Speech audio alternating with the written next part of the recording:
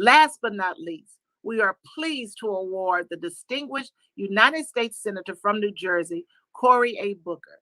Senator Booker is a leading voice and advocate in the Senate for civil rights and human rights, as well as for climate and environmental rights.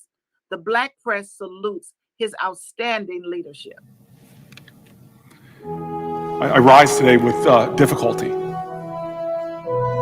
And I admit I am, like so many other Americans, hurting right now and frustrated right now and feeling a torrent of emotions that I wish I could say was the first time I felt like this. And I want to begin my remarks in a different way, because the names that we are hearing shouted on streets, George Floyd, Ahmaud Arbery, Brianna Taylor, they have, like so many other names of people that we did not know as a nation. They were not household names. Their names now are mixed into names that we have heard throughout my entire lifetime. But the names and the way we say them mixed with horror and sadness and tragedy, it does not speak to their beauty, their humanity, the fullness, the texturedness of their lives. And I just want to say that Ahmaud Arbery was a man. He was 25 years old when he was murdered. He went out jogging before he was hunted by two white men who walked free for weeks after killing him. This man, this child of God, his loved ones talked to his humanity. They said he was a loving son, a brother, an uncle, a nephew, a cousin, and a friend. He was humble. He was kind. He's well-mannered.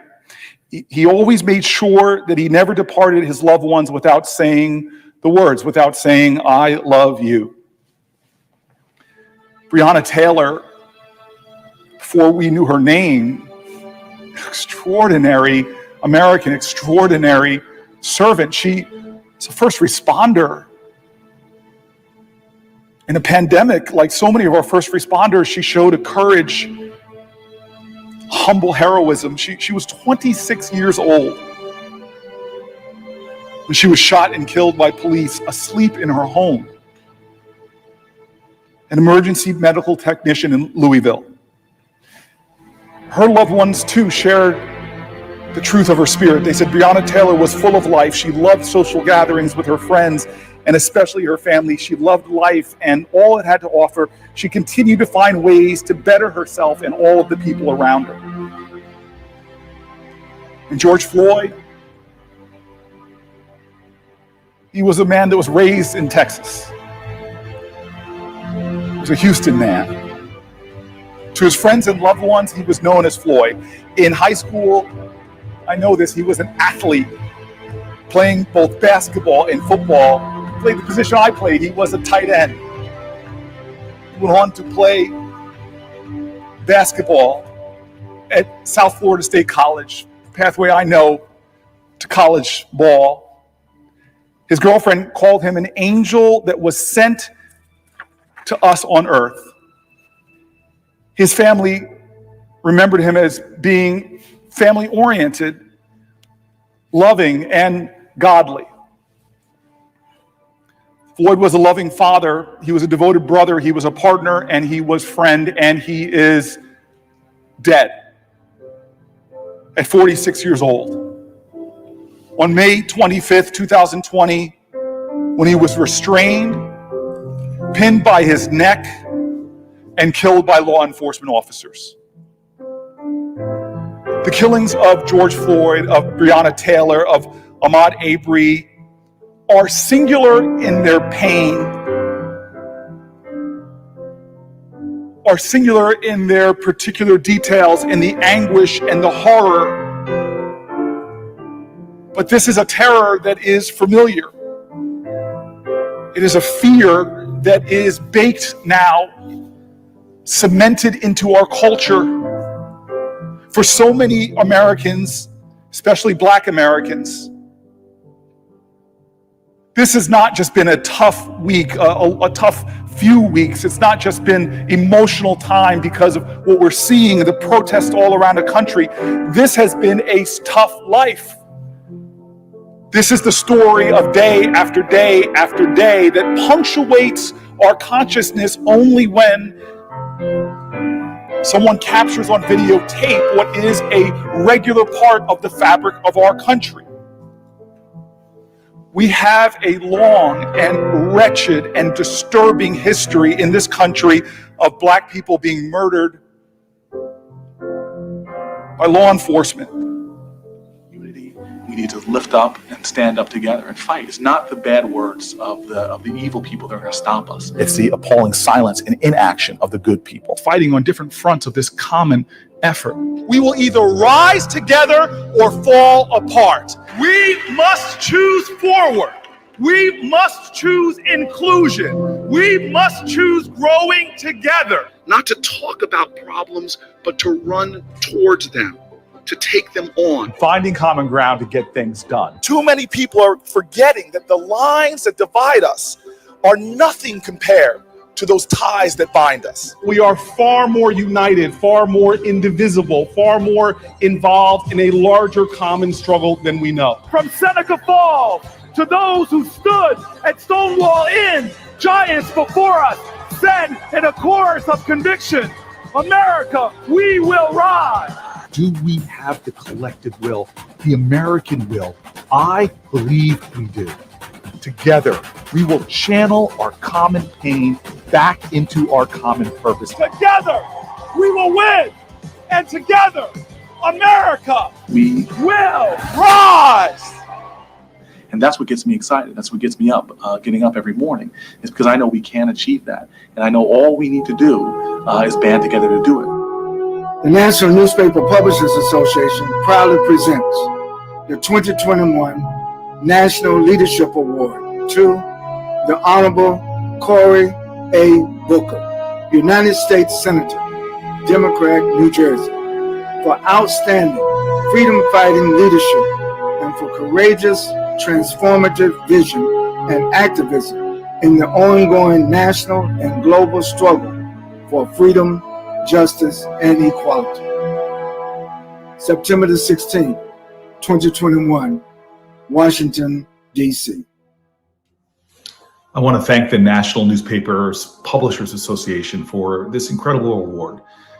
It is an honor and it is humbling. And the reality is I want us to say thank you and honor you.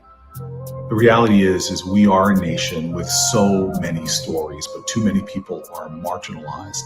Their lives and their struggles and their challenges often don't get the light that it deserves. Well, the diversity of interest and the diversity of storytellers themselves is powerful. We are a nation that is beginning to discover itself and its promise, and in the struggle for a greater America, for a more just nation, we know that storytellers often find themselves around the world and here at home in dangerous situations when they tell a truth that challenges often the prevailing lies. I want to thank you all for the work you do. I know how dangerous it is, but our founders knew how fundamentally critical the press was, how those who shine light in all the corners of our country were essential to our nation fulfilling itself. We still have work to do, but I'm grateful that so many of you are doing the work. Thank you again.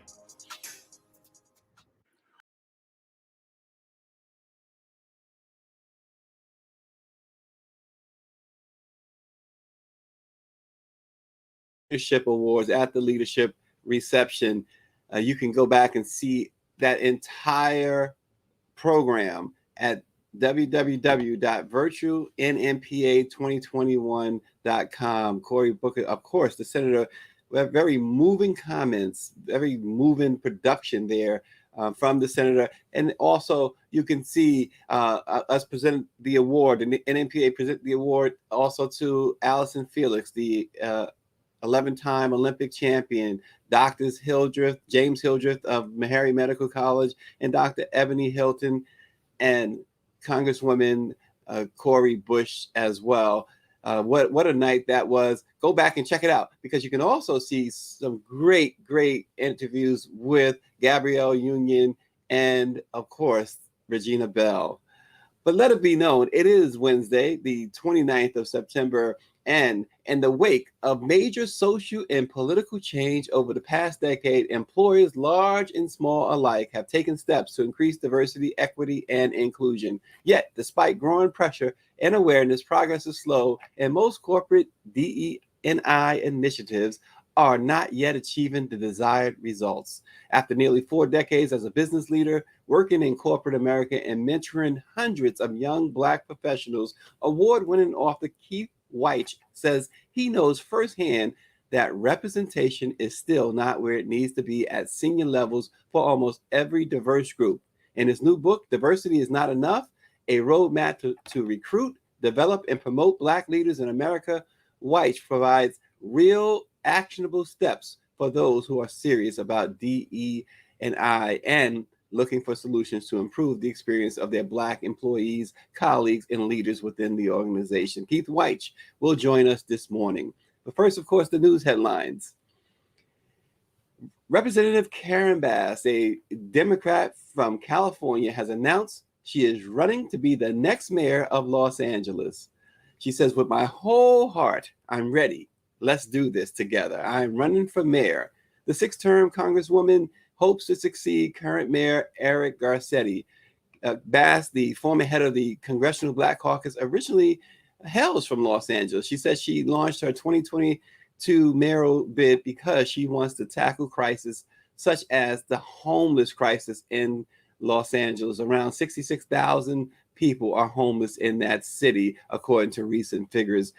Representative Bass said, "Our city is facing a public health, safety, and economic crisis and homelessness that has evolved into a humanitarian emergency." She said she spent her entire life bringing groups of people together in coalitions to solve complex problems and produce concrete change, especially in times of crisis. She declares that Los Angeles is my home. Last year, Congresswoman Bass, as many know, was considered to be the running mate for President Joe Biden during the presidential campaign. She was also in consideration to fill Vice President Kamala Harris's vacant Senate seat. The primary for the Los Angeles mayor's race takes place on June 7th, with the general election on November 8th, 2022. Congresswoman Bass, by the way, has scheduled an exclusive chat today, this afternoon, with the Black Press of America. She's expected to talk about police reform. So we will bring you more on that tomorrow morning's Let It Be Known. And also you can find information at blackpressusa.com and most of our NNPA member newspapers and media companies. Also in the news, Congress on Tuesday passed the EQUAL Act, which would finally end the unfair sentencing disparity between crack and powder cocaine. The measure passed by a 143-16 vote. The only opposition came from 16 Republicans. The measure now heads to the Senate for consideration. The bipartisan EQUAL Act would eliminate the sentencing disparity between crack and powder cocaine, and it also would allow those currently serving time for crack-related offenses to motion for reduced sentences. Under current federal laws, individuals caught with 28 grams of crack receive the same sentence as someone caught with 500 grams of powder cocaine, despite the American Medical Association's findings that there's no chemical differences between the two substances. Obviously, this so-called war on drugs that truly, and no one denies it, it really targeted African Americans. And also this morning, 17 days into his 1-year prison sentence, a former Louisville police detective walked out of jail earlier this year. Mark Handy, that's him there, who accepted a plea deal following multiple admissions of wrongdoing in 3 murder investigations. He was released from the Meade County Jail and will serve out the rest of his sentence at home. Handy pleaded guilty on May 11th to charges of perjury and tampering with evidence. Each charge carried a 1-year prison sentence, but the penalties were to run concurrently.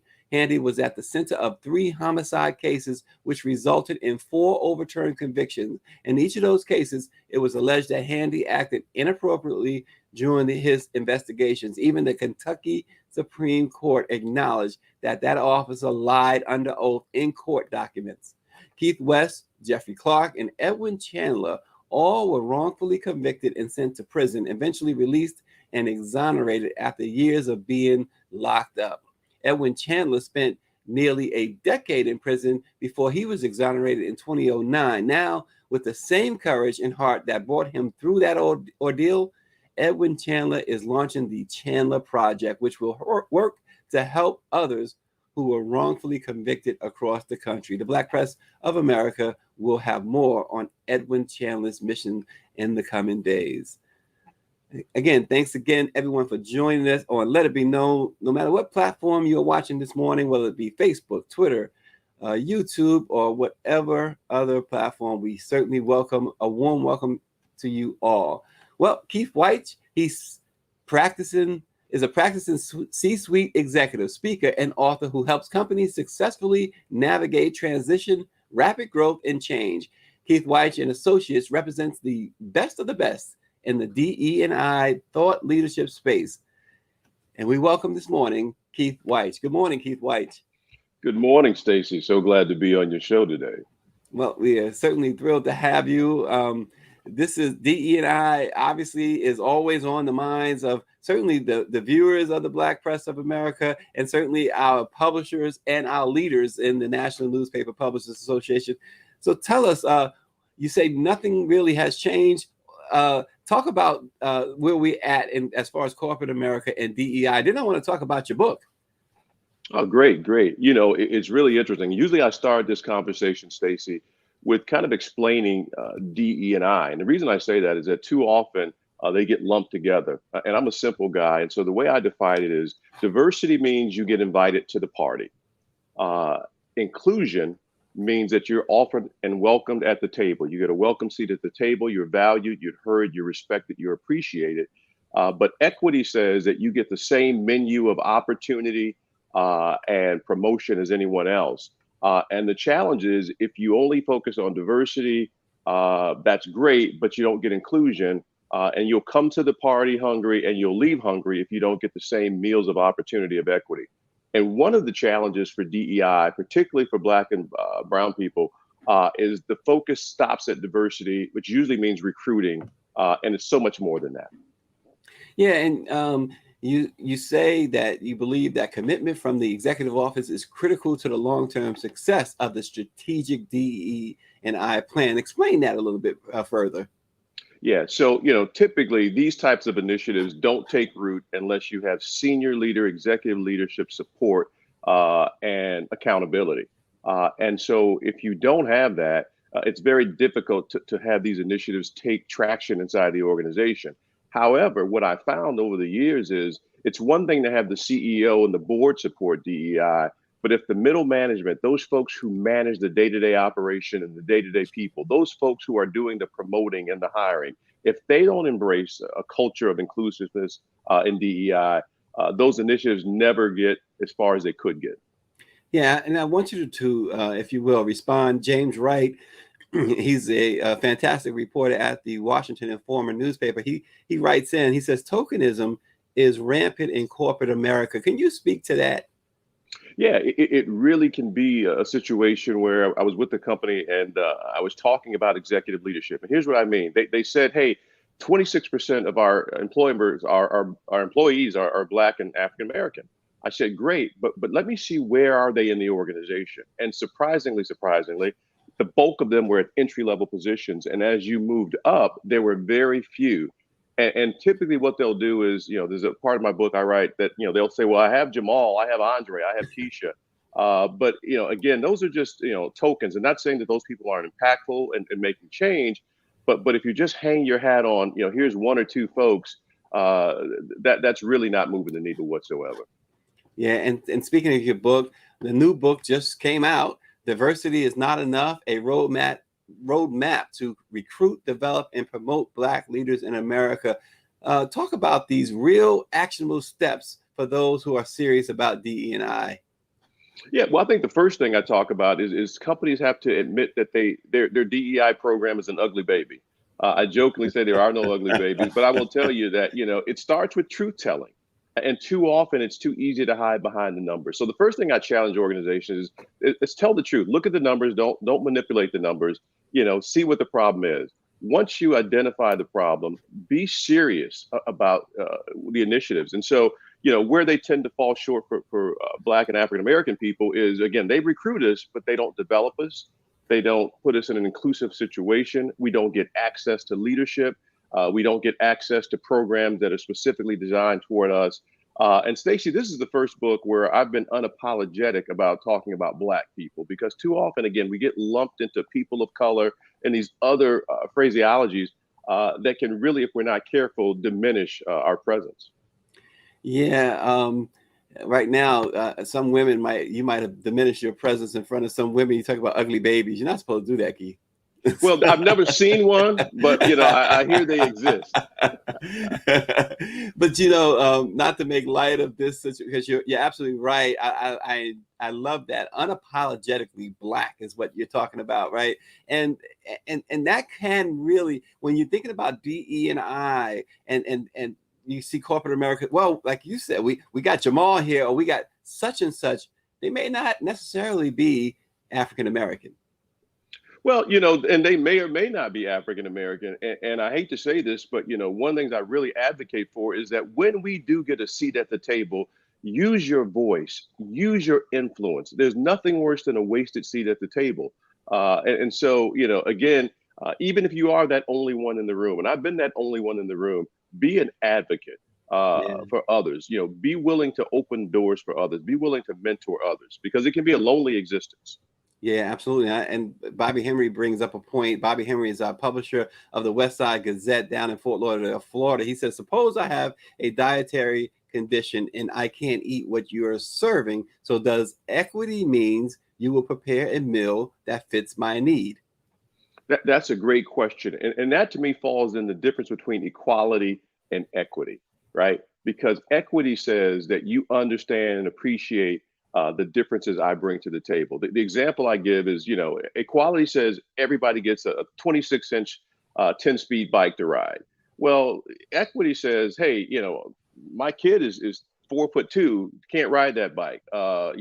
This gentleman over here is handicapped or those types of, and you have to take the time, if you're serious about equity, to make sure that you're giving people opportunities in light of their needs that's specific to them, to help them be the best that they can be. Yeah. And I want to go back to the book. Tell us more about the book. There's so much to this. As people listening to you, we can already see that we can go hours talking about this. Unfortunately, we don't have hours, but give us some more information about the book and why it's vital, especially now. Yeah, this book to me was really birthed in me out of the George Floyd murder and the awakening of corporate America, in the fact that, we need to do something. We have to fix this. We have to address this. And after that, I got contacted by several white leaders and friends saying, hey, Keith, what can I do? What can I do?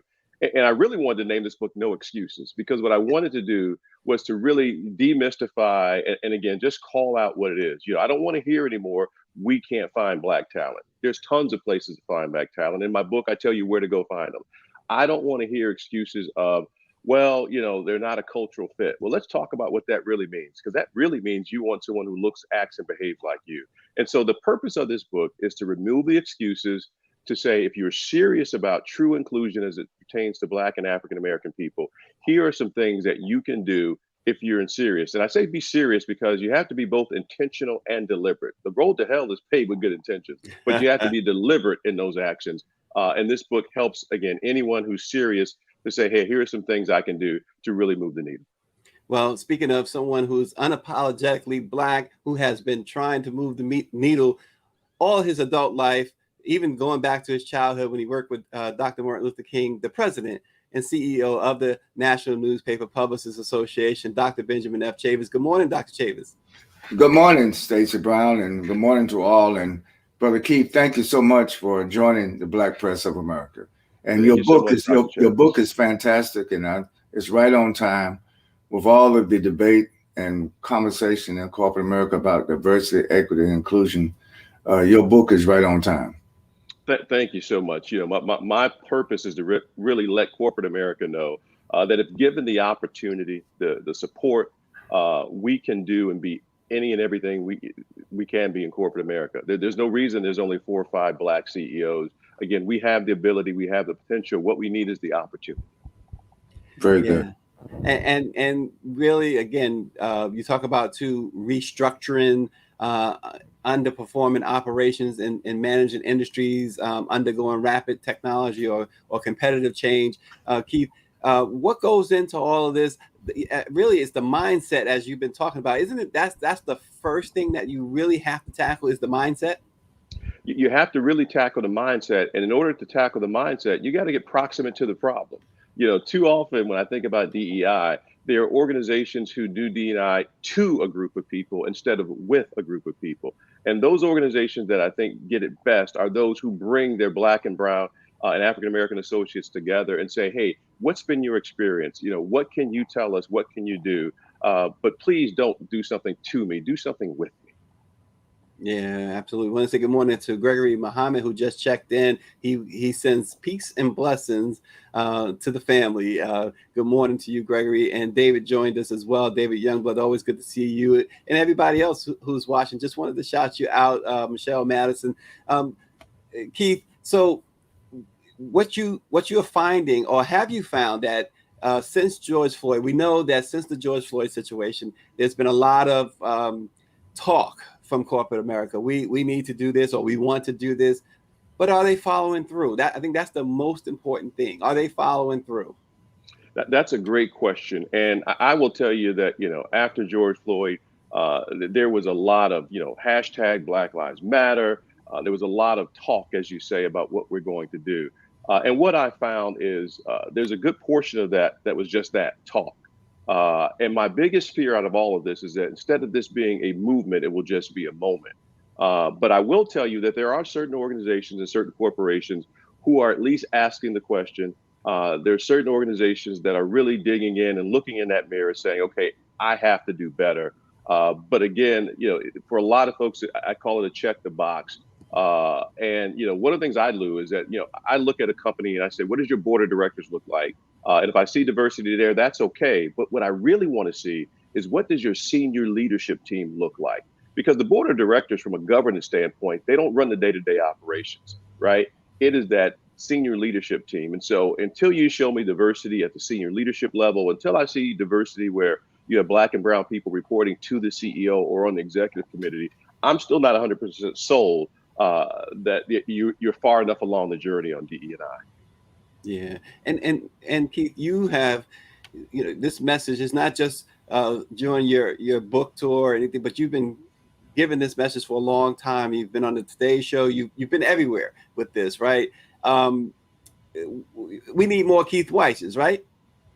Well, we need more people who understand that, you know, we stand on the shoulders of giants, and it's up to every one of us to uplift each other. Lifting as we climb. And too often, sometimes as Blacks, we are in these positions where we're afraid, sadly, to help or lift another Black brother or sister because of how the optics might look. Well, the reality of it is you're in that seat for a reason. To whom much is given, much is required. And you have to use your voice. And my thing is, if you're going to sit at the table and not use your voice, give up your seat at the table. Well, hey, I will drink to that. Dr. Chavez? Yes, Keith, can you let our listeners know from your perspective the importance of the Black press to keep pressing this issue? Long before the tragic murder of George Floyd, there's been an effort to press to get more diversity, more equity, more inclusion.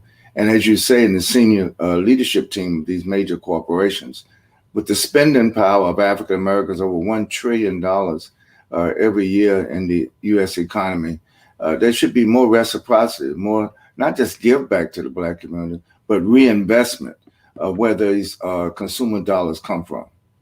Yeah, that's a great comment, Dr. Chavez. In fact, you know, in my day job, one of the things I do is I oversee community engagement and support for Walmart. And one of the things that I make sure we do, for example, in Chicago, we were spending roughly $50 million to remodel some stores that were damaged during the civil unrest. I Yes. made sure that we had Black general contractors as a part of that equation. In fact, most of that equation. From a Black press perspective, however, I have found that, and I tell corporations all the time, it's not enough to go to the major publications. If you really want to communicate to our people and get your message through our people, you have to use Black press, Black media to do that. And then conversely, Black media, Black press, you are our voice. You are our seat at the table. You are the folks who are in the room when we can't be there. And you can say, quite frankly, things that we can't say. And so we really need you and need the help to drive these messages forward and to help hold accountable those leaders and those corporations. Because again, anything corporate America values, they measure and they hold accountable. Absolutely. Yeah. Thank you. And to go along with that, Keith, also once they've established themselves, and you talked a bit about this, but to go along with Dr. Chavis's comment there about the Black press, how important it is that they continue to recognize the Black press. We've had folks on who talked about how the Black press really was instrumental in the start of their careers. I mean, we had Gabrielle Union talk about that. We had others. Stephanie Mills talks about that. And we got a story from one of our guests yesterday about Prince, who talked about how the Black press was there in the beginning, but how important, because a lot of folks, and I'm not talking about the folks I just named, because obviously they've come back to us. Prince, of course, has passed away, but a lot of folks, they get there and then it's no more the Black press. It's now the New York Times or CNN. Yeah, the Black press has been instrumental in my career, going back to my days in Cleveland with the Call and Post, highlighting my accomplishments. Later on, Black Enterprise, Savoy Magazine, Ebony. And so it's really important. In fact, even in my book tours, again, it's the Black press, the Black radio stations, WVON in Chicago, the Chicago Defender. Those are the publications. Those are the outlets that best tell our stories. Nobody can tell our story better than we can. And that's why I think the Black press is just so important. Yeah, and Keith, it was commonly assumed that the change in demographics in America would face corporations to change their employee makeup long before the Black Lives Matter movement. Are those changes no longer strategic drivers for corporate decision makers? I think if they're woke, as my grandson likes to say, they have to realize that by 2040, we're going to be a majority minority company. And those companies who understand that and are on the forefront of that will benefit from that. If you're in a customer facing or retail phase, you've got to understand that most of your customer base will come from Black and brown people going forward. And so it only makes good business sense. And we see what happens when companies are tone deaf in their advertising or in their product promotion. And when you'll see an ad and you say, there couldn't have been a Black person in the room to approve that. I've seen some crazy things. And so, again, it's important that we have that representation. Yeah, I think we've all seen some crazy ads that, as you said, that just could not have been a Black person in the room when they did that ad. Keith, so where can folks get your book? And do you have a copy with you? You can show our audience your book. Yeah, absolutely. I do. And hopefully you can see it. It's called Diversity is Not Enough, a roadmap to really recruit, develop, and promote Black leaders in America. You can find it right now on Amazon.com. You can go to my website, KeithWyche.com, and also order it as well. You can get an autographed copy that way. But really excited about this book. It's my fourth one. And it's really, me speaking truth to power about if you're serious about promoting Black and brown people, you've got to read this book. And one more time, the name of that book, and show it again. The name of that book is easy. It's Diversity is Not Enough, a roadmap to recruit, promote, and develop Black leaders in America. It's awesome. And just a footnote to our conversation about the Black press, Bobby Henry makes a good point. We can't argue with that point, right? The Black press is a Black-owned business and not just a press release service. We need the paid advertising. Our publishers, obviously, Bobby speaks, he can, in that instance, speak for all of the publishers across the spectrum of the Black press. And of course, Dr. Chavis, you have done some great things for the NMPA and brought a lot more awareness to diversity, equity, and inclusion around the globe. Dr. Chavez, I'm going to let you close out with Keith Wyche. Well, I just want to again salute Keith Wyche for not only this outstanding book, which we encourage everyone to get a copy and read it and to pass it on to your children. Everybody in the family needs to read this book. But I also want to say that to corporations, Keith, like Walmart and like Target, like I can just go down the long list. We're trying to realign with those companies right now, quite frankly. And what Bobby Henry said is true, that the lifeblood that keeps the Black press alive is advertising. And, you know, diversity, you're right. The title of your book, diversity is not enough. We need to have empowerment, self-empowerment. We need to own our own businesses, own our own contractors. And we need to be major contractors, not just subcontractors. And the development of our communities. You know, Keith, we could just go across the board.